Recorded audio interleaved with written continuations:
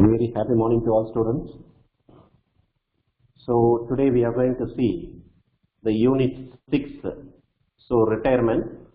So with that, death of the partner we have already seen in the previous class.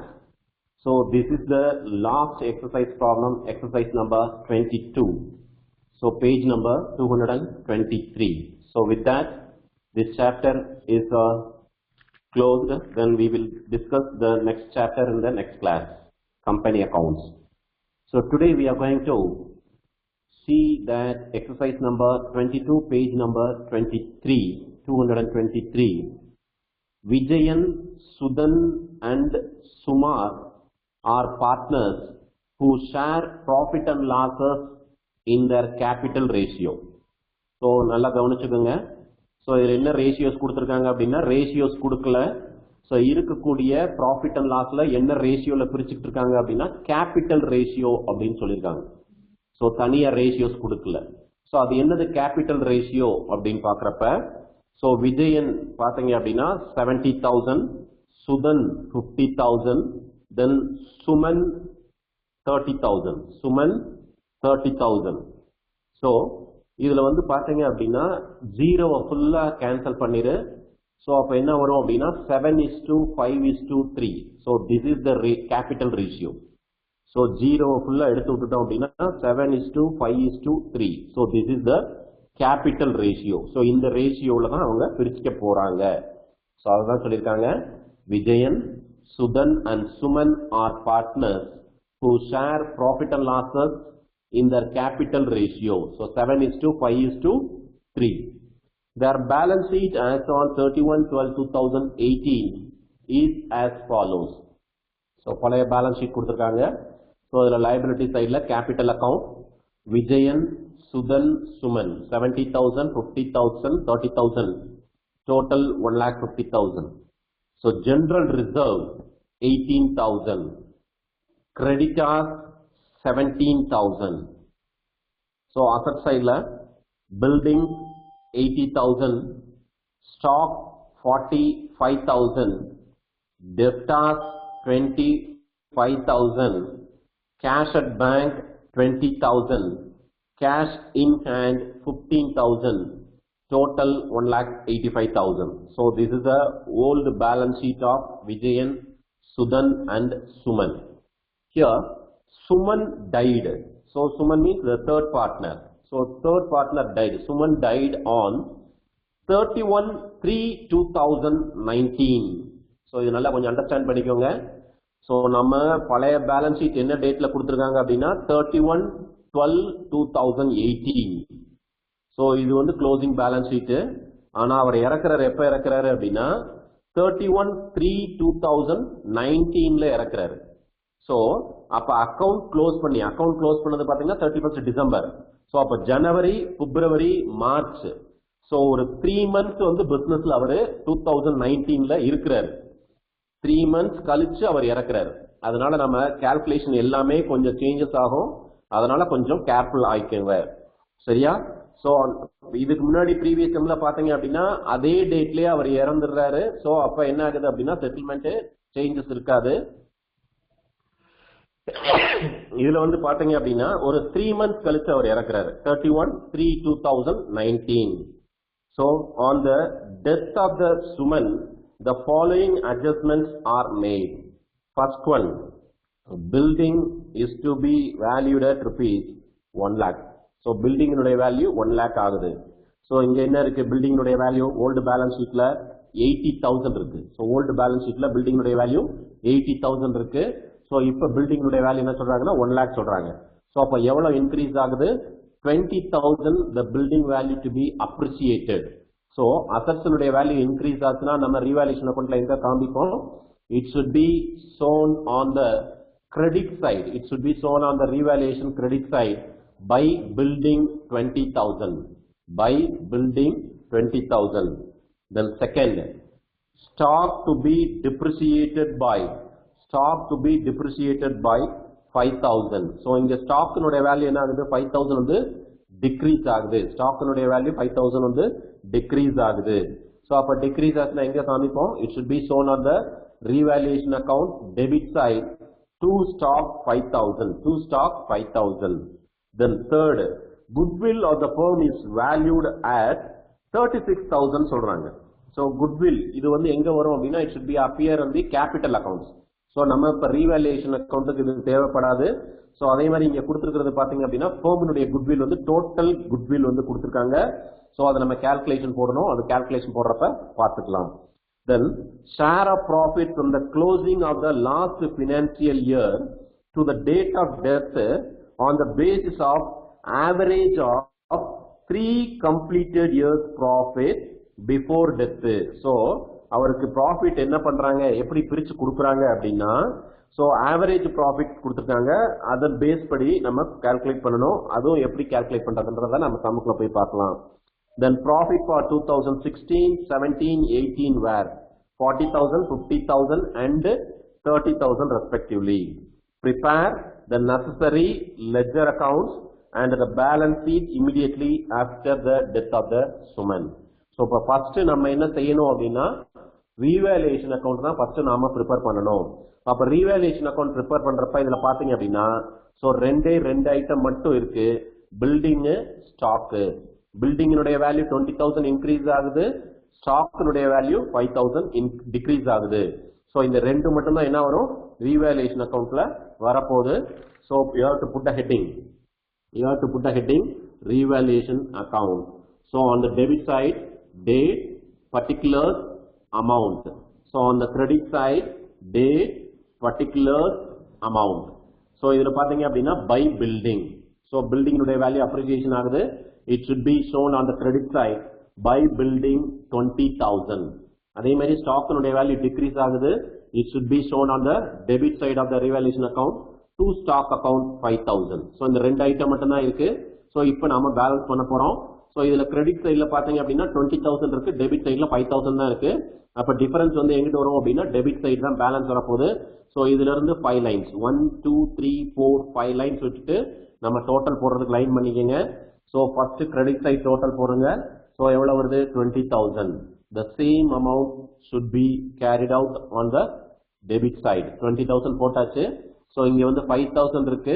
so balance amount last lineல எழுதிக்கோ 15,000. so balance amount last lineல 15,000. ஓகேயா? so இந்த 15,000 என்ன செய்யறாங்க அப்படின்னா it should be in the capital ratio ன்னு சொல்லிருக்காங்க சம்ல. so profit sharing ratio தனியா குறிக்கல. so இருக்கக்கூடிய partner எப்படி பிரிச்சுக்கிறாங்க அப்படின்னா it should be distributed on the capital ratio. so அப்ப profit sharing ratio நம்ம கால்குலேட் பண்ணனும். profit sharing ratio கால்குலேட் பண்ணனும். so 70,000, 50,000, 30,000 இது வந்து ஒவ்வொரு பார்ட்னருடைய கேபிட்டல். so 0 ஃபுல்லா நம்ம எடுத்து விட்டுட்டோம் அப்படின்னா 7:5:3. so இதுதான் வந்து profit sharing ratio 7:5:3. so இப்ப எவ்வளவு இருக்கு revaluationல 15,000 இருக்கு. இந்த 15,000 என்ன செய்யணும் 7:5:3ல நாம பிரிக்கணும், டிஸ்ட்ரிபியூட் பண்ணணும். so இப்ப revaluation accountல 15,000 so அப்ப divided by 15 எப்படி 15 7:5:3. so 7 plus 5 12 plus 3 15. so இந்த 15 ஆல நாம டிவைட் பண்றோம். so 15,000 divided by 15 equal to 1,000 rupees. so 1,000 into 7 first partner is 7,000, 1,000 into 5 second partner is 5,000, 1,000 into 3 third partner is 3,000. so அப்ப revaluation profit எப்படி distribute பண்றோம் 7,000, 5,000, 3,000. so அதுதான் இங்க நம்ம போட்டுருக்கோம். so விஜயனுக்கு வந்து 7,000, சுதனுக்கு வந்து 5,000, சுமனுக்கு வந்து 3,000. so two profit bracketல transfer to capital account. two profit bracketல transfer to capital account. so இப்ப revaluation account நாம முடிச்சாச்சு. அடுத்து என்ன பண்ணணும் we have to prepare the capital account. so you have to put a heading capital accounts. so இங்க என்ன வரணும் date, particulars. so இதுல ஒரு பார்ட்னர் நேம் எழுதிக்கங்க. particularஸ்லயே Vijayan, Sudan, Suman. so on the credit side date, particulars, Vijayan, Suthan and Suman. so capital accountல நம்ம என்ன first எழுதணும்னு ஏற்கனவே சொல்லிருக்கோம் அப்படின்னா first partnersனுடைய capitalனுடைய opening balance நம்ம first எழுதணும். so credit sideல by balance B by D. By balance B by D. Partners capital accountல partners உடைய opening balance. இது ஏற்கனவே நம்ம பார்த்திருக்கோம் எவ்வளவு இருக்கு 70,000, 50,000, 30,000. 70,000, 50,000, 30,000 இருக்கு.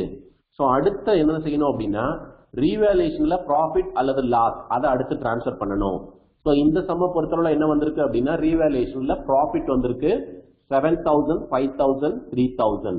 சோ ப்ராஃபிட் வந்துருச்சுன்னா எங்க வரணும் கேபிட்டல் அக்கௌண்ட்ல கிரெடிட் சைட்ல பை ரீவேல்யூஷன் வரும். லாஸ் வந்துருந்துச்சுன்னா டெபிட் சைட்ல டு ரீவேல்யூஷன் வரும். சோ இதுல என்ன வந்திருக்கு ப்ராஃபிட் வந்திருக்கு. சோ அதனால நம்ம என்ன பண்றோம் அப்படின்னா கேபிட்டல் அக்கௌண்ட்ல கிரெடிட் சைட்ல போடுறோம் பை ரீவேல்யூஷன் அக்கௌண்ட் 7,000, 5,000, 3,000. 7,000, 5,000, 3,000.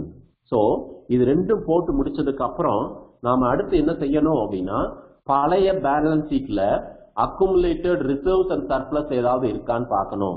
அது என்னது அக்குமுலேட்டட் ரிசர்வ்ஸ் அண்ட் சர்ப்ளஸ் அப்படின்னா ஏற்கனவே நம்ம பார்த்திருக்கோம் general reserve, reserve fund, workman compensation fund, profit and loss account. இது நானும் இங்க பழைய பேலன்ஸ் ஷீட்ல இருக்கான்னு பார்க்கணும். சோ அப்ப இந்த சம்ம பொறுத்தவரை பழைய பேலன்ஸ் ஷீட்ல பாக்குறப்ப சோ இங்க என்ன இருக்கு அப்படின்னா ஜெனரல் ரிசர்வ் மட்டும் இருக்கு. So profit and loss account சில நேரத்துல அசெட் சைட்ல கொடுத்திருப்பாங்க, அசெட் சைட்ல இருக்கான்னு ஒரு தடவை நம்ம கிராஸ் செக் பண்ணிக்கணும். சோ இதுல அசெட் சைட்ல இல்ல. சோ அப்ப இதுல அக்குமுலேட்டட் ரிசர்வ்ஸ் பாத்தீங்க அப்படின்னா வெறும் ஜெனரல் ரிசர்வ் 18,000 மட்டும் இருக்கு. வெறும் ஜெனரல் ரிசர்வ் 18,000 மட்டும் இருக்கு. சோ இதை நாம ஃபர்ஸ்ட் டிஸ்ட்ரிபியூட் பண்ணிடணும். சோ அப்ப ஜெனரல் ரிசர்வ் பாத்தீங்க அப்படின்னா 18,000. So general reserve 18,000. சோ என்ன ரேஷியோல பிரிக்கணும் 7:5:3 பிரிக்கணும். சோ அப்ப 15 டிவைட் பண்றோம். 15 டிவைட் பண்ணா என்ன வருது 1200. 18,000 divided by 15 equal to 1,200. So அப்ப 1,200 into 7 8,400. 1,200 into 5 6,000. 1,300 into 3 1,200 into 3 3,600. 3,600. So by general reserve 8,400 6,000 3,600. by general reserve 8,400 6,000 3,600. so இது முடிச்சாச்சு. இப்ப அடுத்து நாம என்ன செய்யணும் அப்படின்னா இப்ப அவருக்கு டிஸ்ட்ரிபியூட் ஆகக்கூடிய ப்ராஃபிட் நம்ம கால்குலேட் பண்ணணும். சோ இதுக்கு முன்னாடி உள்ள சம்ல வந்து பாத்தீங்க அப்படின்னா சோ அக்கவுண்ட் க்ளோஸ் பண்ற நெக்ஸ்ட் டே அவர் இறந்துறதுனால ப்ராஃபிட்ல எந்த சேஞ்சஸும் இல்ல. இவர் வந்து பாத்தீங்க அப்படின்னா டிசம்பர்ல அக்கவுண்ட்ஸ் முடிக்கிறாங்க. ஆனா அவரு அடுத்த வருஷம் மார்ச்ல இறக்குறாரு. சோ அப்ப 3 months வந்து அவர் இருக்கிறாரு. சோ அது விஷயமா ப்ராஃபிட் கால்குலேஷன் வந்து சம்ல கொடுத்திருக்காங்க. சோ இதுல வந்து என்ன ப்ராஃபிட் கால்குலேஷன் கொடுத்திருக்காங்க அப்படின்னா share of profit from the closing of the last financial year to the date of death ன்றப்ப 3 மாசம் on the basis of average of 3 completed years profit before death. so 16 17 18 கொடுத்திருக்காங்க. so இதை எப்படி calculate பண்றத பாப்போம். கொஞ்சம் நல்லா கவனிச்சுக்கோ. calculation of Suman's share of current year profit. calculation of Suman's share of current year profit. so இப்ப average profit first நாம calculate பண்ணனும். so 3 years உடைய average கொடுத்திருக்காங்க 40,000 plus 50,000 plus 30,000 divided by 3. so இது மூணையும் நம்ம ஆட் பண்ணோம்னா என்ன வருது 1,20,000. 1,40,000. so இப்ப average profit வந்து எவ்வளவு வருது அப்படின்னா 40,000 வருது. average profit வந்து 40,000 வருது. இப்ப இதுல எப்ப இறக்குறாரு அவரு அப்படின்னா 3 மாசம் கழிச்சு இறக்குறாரு 3 months. அப்ப இந்த 40,000ல 3 months ப்ராஃபிட் எவ்வளவுன்றத நாம கால்குலேட் பண்ணணும். இப்ப இது வந்து டோட்டல் ப்ராஃபிட், இது வந்து ஆவரேஜ் ப்ராஃபிட் வந்து டோட்டல் ப்ராஃபிட். சோ அப்ப 40,000ல அவர் இறக்குற அந்த 3 மாசத்துக்கு எவ்வளவுன்றத பார்க்கணும். 3/12. சோ கேன்சல் பண்ணோம் அப்படின்னா 10,000. சோ 10,000.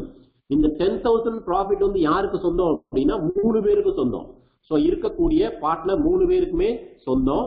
இதுல யாரு இறக்குறாங்களோ அவருடைய ஷேர் எவ்வளவுன்றத நாம பார்க்கணும். சோ நல்லா கவனிச்சுக்கோ. calculation of Suman's share of current year profit. calculation of Suman's share of current year profit 40,000 plus 50,000 plus 30,000 divided by 3. so 1,20,000 divided by 3 40,000. இது வந்து average profit.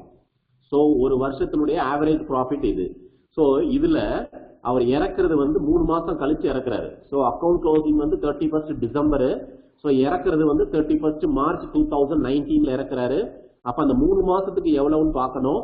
So 40,000 into 3/12 equal to 10,000. ஓகேயா? இந்த 10,000 யார் இறக்குறா அப்படின்னா சுமன். அவருடைய ஷேர் எவ்வளவுன்னு பாக்குறப்ப 10,000 into ரேஷியோஸ் வந்து பாத்தீங்க அப்படின்னா 3/15 into 3/15 into 3/15 பாத்தீங்க அப்படின்னா 2,000. சோ இது வந்து 2,000. சோ இந்த சம்ல இது புதுசா இருக்கு, கொஞ்சம் நல்லா கவனிச்சுக்கோங்க. திரும்ப ஒரு தடவை சொல்றேன். Calculation of Suman share of current year profit. சம்பள 3 வருஷத்தினுடைய ஆவரேஜ் கொடுத்திருக்காங்க. 3 ஆட் பண்ணி 3 ஆல டிவைட் பண்ணினா 1,20,000 டிவைடட் பை 3 னா 40,000. சோ இது ஒரு வருஷத்தினுடைய ப்ராஃபிட். இதுல அவர் இறக்குறது 3 மாசம் கழிச்சு இறக்குறாரு. அந்த 3 மாசத்துக்கு எவ்வளவுன்னு பாக்குறப்ப 10,000. அந்த 10,000ல அவருடைய ஷேர் எவ்வளவுன்னு பார்க்கணும். 10,000 into 3/15 2,000. சோ இத வந்து என்ன செய்யணும் அப்படின்னா அவருடைய ப்ராஃபிட் அண்ட் லாஸ் சஸ்பென்ஸ் அக்கௌண்ட்டுக்கு நாம மாற்றம் செய்யணும். சோ அவருடைய ப்ராஃபிட் அண்ட் லாஸ் சஸ்பென்ஸ் அக்கௌண்ட்டுக்கு மாற்றம் செய்யணும்.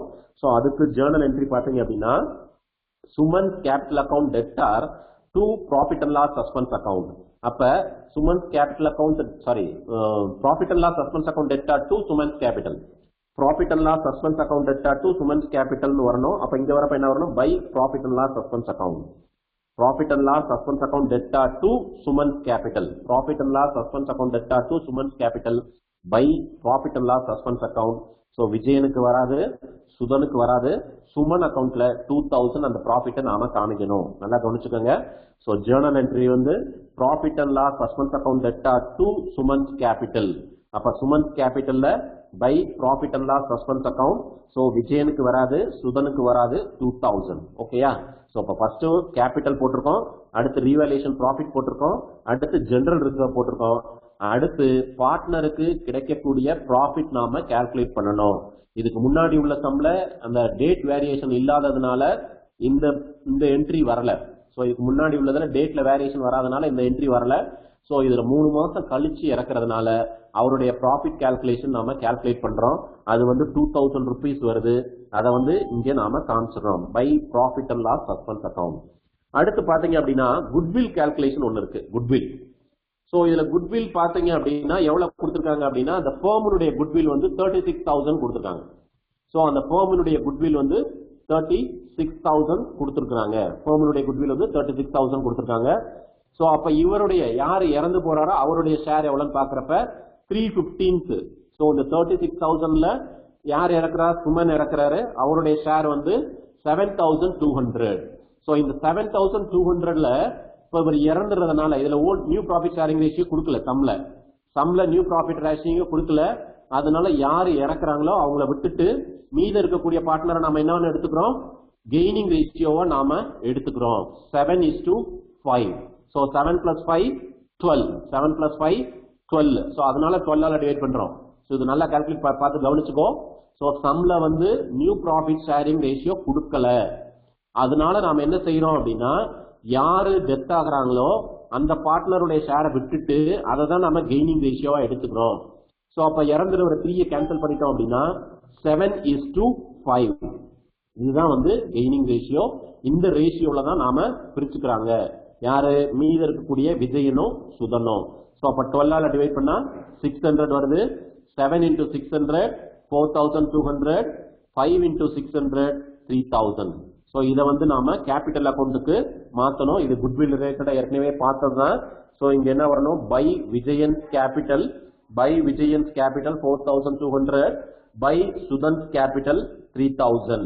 சோ இங்க என்ன வரணும், 2 சுமன்ஸ் கேபிட்டல், 2 சுமன்ஸ் கேபிட்டல். விஜயன்ல 4,200, சுதன்ல 3,000. விஜயன்ல 4,000 சுமன், விஜயன்ல 4,200, சுதன்ல 3,000. ஓகேயா? இது போட்டு முடிச்சாச்சு. சோ இதோட சம் முடிஞ்சிச்சு. சோ இப்போ நம்ம கேபிட்டல் அக்கவுண்ட் நம்ம பேலன்ஸ் பண்றோம். சோ கேபிட்டல் அக்கவுண்ட் பேலன்ஸ் பண்றப்ப டோட்டல் வந்து 85,400, 61,000, 45,800. சோ இதுல யாரு ரிட்டையர் ஆகிறா அப்படின்னா சுமன் ரிட்டையர் ஆகிறாரு. சுமன் வந்து டெத் ஆயிராரு. சோ அப்ப அவருக்கு கொடுக்க வேண்டிய அமௌண்ட் வந்து பாத்தீங்க அப்படின்னா 45,800. சோ ஸோ இதுல எதுவுமே இல்ல. என்ன பண்ணிருக்கோம், நம்ம லோன் அக்கௌண்ட்டுக்கு மாத்தணும். அந்த செட்டில்மெண்ட் பத்தி எதுவுமே சொல்லல. ஸோ செட்டில்மெண்ட்ல எப்படி கொடுக்குறோன்றத செட்டில்மெண்ட்ல சொல்லல. அதுக்கு பதிலாக நம்ம என்ன பண்ணிடுறோம், லோனுக்கு பதிலாக எக்ஸிக்யூட்டார் அக்கௌண்ட்டுக்கு நாம டிரான்ஸ்ஃபர் பண்ணிடுறோம். ஸோ நம்ம லோன் அக்கௌண்ட்டுக்கு மாற்றுவோம் ரிட்டையர்மெண்ட்ல. ஸோ இதுல டெத் செட்டில்மெண்ட் வந்து ஒண்ணுமே சொல்லல. அதனால எக்ஸிக்யூட்டார் அக்கௌண்ட்டுக்கு டிரான்ஸ்ஃபர் பண்ணணும். To Suman executor account, to Suman executor account 45,800, 45,800. So மீத இருக்கக்கூடிய ரெண்டு பார்ட்னருக்கு நாம ஆஸ் யூஷுவல் எப்பயும் போல பேலன்ஸ் பண்ணிடுறோம். To balance C by D 81,200, 58,000, 58,000. It should be carried out on the debit side, credit side by balance B by D 81,200, 58,000. So இப்ப new balance sheet. So new balance sheet என்னைக்கு டேட்டுக்கு அவர் இறக்குறாரோ அந்த டேட்டுக்கு நம்ம போடணும். So balance sheet as on 31/3. So 31/3ல தான் அவர் இறக்குறாரு. So அந்த டேட்ல நம்ம பேலன்ஸ் ஷீட் ப்ரிப்பேர் பண்றோம். So அசட் சைடுல பாத்தீங்க அப்படின்னா பில்டிங்ல மட்டும் வேரியேஷன் இருக்கு, பில்டிங்ல மட்டும் வேரியேஷன் இருக்கு, ஸ்டாக்ல வேரியேஷன் இருக்கு. So building 80,000, it should be appreciated by 20,000. So 80,000 plus 20,000 1 lakh. Then stock வந்து பாத்தீங்க அப்படின்னா 45,000. So அதனுடைய வேல்யூ டிக்ரீஸ் ஆகுது. So 5,000, so 40,000. So மீத இருக்கக்கூடிய அசட்ஸ்ல எதுவும் சேஞ்சஸ் இல்ல. So அப்ப debtors 25,000, cash at bank 20,000, cash in hand 15,000. So இந்த ப்ராஃபிட் அண்ட் லாஸ் சஸ்பென்ஸ் அக்கௌண்ட்டும் எக்ஸிக்யூட்டார் அக்கௌண்ட்டும் திரும்ப பேலன்ஸ் ஷீட்டுக்கு வரணும். அதை மறந்துடக்கூடாது. Profit and loss suspense account, suspense அக்கௌண்ட்னா இன்னும் நாம கொடுக்கலன்னு அர்த்தம். ப்ராஃபிட் அண்ட் லாஸ் சஸ்பென்ஸ் அக்கௌண்ட்ன்றது இன்னும் நாம கொடுக்கல. ஸோ அதனால நம்மளை பொறுத்த லாஸ். ஸோ அதை profit and loss suspense account வந்து இந்த 2,000ஐயும் எக்ஸிக்யூட்டார் அக்கௌண்ட்டும் நாம பேலன்ஸ் ஷீட்டுக்கு, புது பேலன்ஸ் ஷீட்டுக்கு கொண்டு வரணும். அதை மறந்துடக்கூடாது. ஸோ இந்த profit and loss suspense account 2,000. So liability சைட்ல வந்து பாத்தீங்க அப்படின்னா கேபிட்டல் அக்கௌண்ட்ஸ், கேபிட்டல் அக்கௌண்ட்ஸ்ல ஸோ எவ்வளவு இருக்கு, 81,200, இங்க 58,000. So these two amount should be carried out here.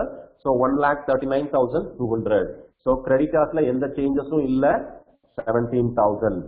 Suman executor account, இந்த கேபிட்டல் இருக்கக்கூடிய அந்த 40,800. So again it should be shown on the liability side. Suman executor account 45,800. Total 2,02,000, 2,02,000. மறந்துடக்கூடாது. இந்த 45,800ஐயும் இந்த ப்ராஃபிட் அண்ட் லாஸ் சஸ்பென்ஸ் அக்கௌண்ட்ல இருக்கக்கூடிய இந்த 2,000ஐயும் நியூ பேலன்ஸ் ஷீட்டுக்கு நாம கொண்டு வரணும். ஸோ இந்த profit and loss suspense account வந்து it should be shown on the asset side. It should be shown on the asset side. Here Suman executor, it should be shown on the liability side. 45,800. Total 2,02,000. Thank you.